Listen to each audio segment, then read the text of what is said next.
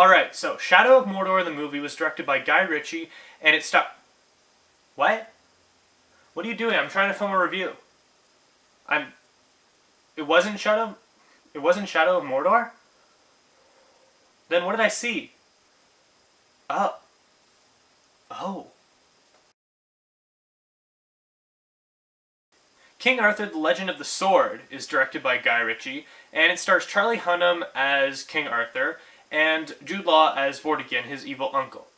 In this story, we get Arthur, who really doesn't know anything about his identity, because when he was a young child, he had to be sent away because his uncle took over the kingdom and killed everybody, and he was saved as a child and sent away, and now that he's an adult, he's being swept back into this life, and he now has to defeat his uncle and take back the kingdom of Camelot and save the people. Going into this movie, I did not have high expectations. I did not love the trailers. I thought a few of them were intriguing, but for the most part, they didn't really do it for me. I liked the cast. I had nothing wrong with the cast, and Charlie Hunnam has proved himself before with Lost City of Z, and he was great in Sons of Anarchy, and everything he's done has been pretty good, actually. And this is another thing that I think he can easily add to his resume, because he did great in this movie. He was one of the things I really liked, and we're going to continue talking about the positives first. Charlie Hunnam, definitely a positive. Jude Law, job well done. Acting overall in this movie was fairly good. It was good acting. I have no issues with that. Now, the actual story was good. Again, great story. But it's not the King Arthur story that we're all used to, and we've seen tons of times before. This is Guy Ritchie's take on King Arthur, and it is full of magic, mages, monsters, creatures, different dimensions and worlds. It's pretty crazy, and not exactly what I expected. The trailers don't play it up quite as intense as it actually is.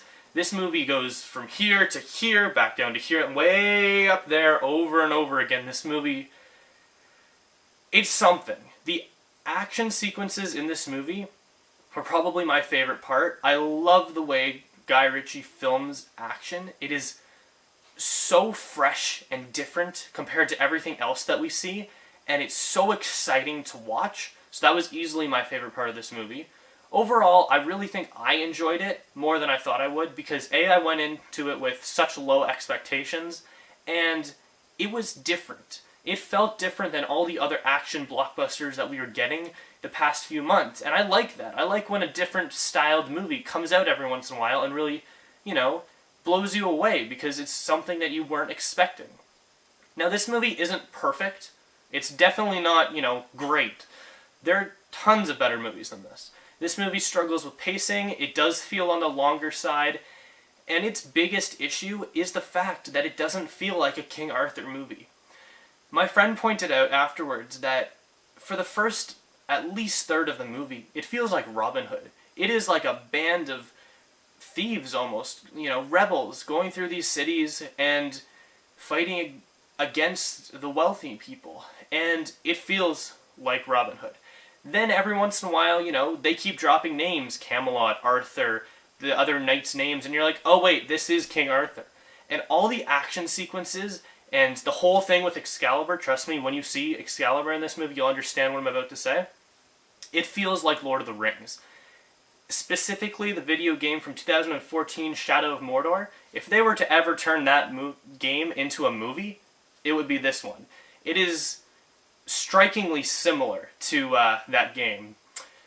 It's not a bad thing. I thought that really, added to it, actually. Like, if you are going to go into this movie expecting your classic King Arthur with all the knights and all their armor fighting, you're going to get something completely different. This is Guy Ritchie's version of King Arthur with mages and magic and a lot of Lord of the Rings feel in it, to be honest. And I enjoyed it. I thought it added to it and made it a lot more fun than your, typical King Arthur.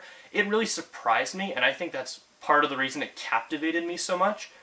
But, some people might prefer a more normal King Arthur, and this might feel too crazy for them. And, if you want this weird fantasy version, they would just watch Lord of the Rings. So I can see pros and cons to both of it. I thought it was new, exciting, and fresh, and I really liked the way it was done. I have not much bad to say about this, surprisingly. Like, I don't know. It really, really surprised me. Overall, the pacing is off. CGI is good for the most part, but there are clearly some parts where you will notice it's not the best. The story is great if you're open-minded. Not so great if you prefer, traditional King Arthur. But overall, I think this movie is a fun, fun time, and people should check it out if they're interested. If they like Lord of the Rings, if they like King Arthur, if they like Guy Ritchie's style, check it out. This movie is worth your time. It will definitely give you a fun experience, at least. The action scenes are just really great. Watch those. Watch this movie for those, at least. Overall, I'll give it a 7.6 out of 10, a lot higher than I expected to give it. Way to go, Guy Ritchie, you surprised me yet again. Other than that, I don't have anything else to say. Be sure to like this video, comment down below on any thoughts you had on this, and subscribe to the channel to make sure you don't miss out anything else. Until next time, I guess I'm going to go play some Shadow of Mordor now.